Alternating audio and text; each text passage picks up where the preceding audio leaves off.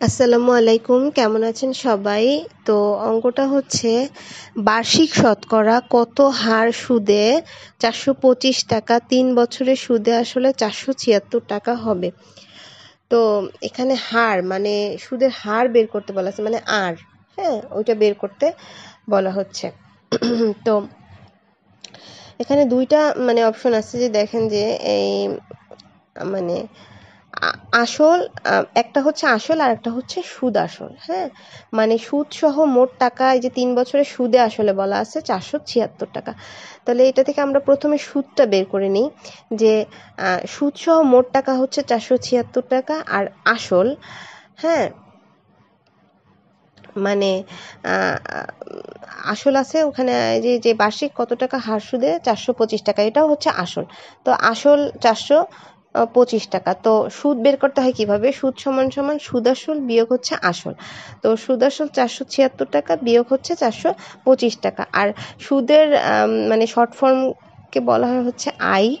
হ্যাঁ, তো মানে ইন্টারেস্ট আর কি। তো এটা তাহলে বের হলো কত? এটা দিয়ে হচ্ছে 51 টাকা বের হলো। তো এখন আমাদেরকে বের করতে বলছে হচ্ছে সুদের হার।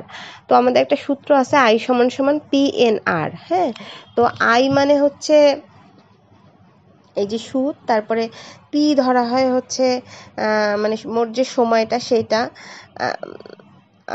সরি আমি ভুল বলছি। আই সমান সমান হচ্ছে সুদ, তারপরে হচ্ছে আসলটা হচ্ছে পি, আর সময় হচ্ছে এন হিসেবে ধরা হয়, আর সুদের হার হচ্ছে আর।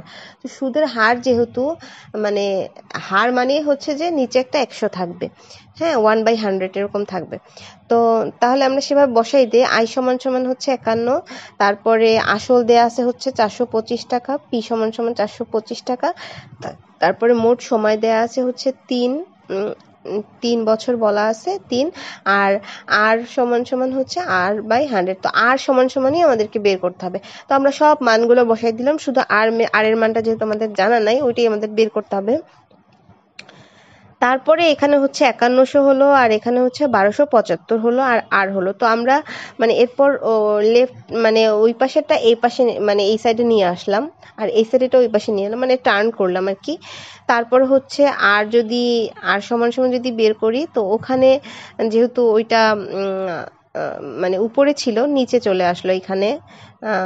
আবার অন্যভাবে বলা যায়, যেখানে গুণ হিসাবে ছিল এখানে ভাগ হয়ে গেল। তাহলে হচ্ছে এই 1275কে যদি মানে 4 দিয়ে গুণ করা হয় তাহলে হচ্ছে 5100 হয়। তাহলে আর সমান সমান হচ্ছে মানে 4%। এটাই রেজাল্ট। তো আশা করছি সবার ভালো লেগেছে, সবাই ভালো থাকবেন। আল্লাহ হাফিজ।